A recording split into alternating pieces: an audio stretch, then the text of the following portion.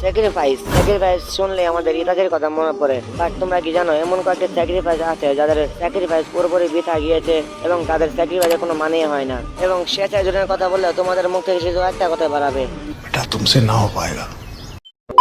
তো প্রথমে আমরা কথা বলবো জেদারা স্যাক্রিফাইস নিয়ে। যখন জেদারা ভার্সেস সাসকে হয়েছিল তখন জেদারা সাসকে সাথে পারছিল না। জেদারা তার আলটিমেট অ্যাটাকের কথা ভাবে এবং সেই অ্যাটাকে সে নিজেও মারা যাবে এবং সাসকেও নিয়ে মরবে, এটা ভেবে সে নিজেকে স্যাক্রিফাইস করে দেয় এবং সে খুব বড় একটি অ্যাটাক করে এবং সে অ্যাটাকে পুরো জঙ্গল ধ্বংস হয়ে যায়। বাট সাসকে সেখান থেকে পালিয়ে গিয়েছিল। কিন্তু কাবুতো যখন আকাশকে মেম্বারদের আবারও রিভাইভ করে তখন জেদারার সাথে সাসকে দেখা হয়েছিল, তখন জেদারার ঠিক রিয়াকশনটা কেমন ছিল। তো ফাইনালি এখন তোমাদেরকে আমি এমন একটি ক্যারেক্টারের কথা বলবো যে ক্যারেক্টারের স্যাক্রিফাইস আসলে খুব বেশি গুরুত্বপূর্ণ ছিল, বাট সেটা বৃথা যায় এবং সে ক্যারেক্টার না তো ইউনিভার্সকে ওয়ান শট করতে পারবে। তোমরা নিজেরাই দেখে নাও।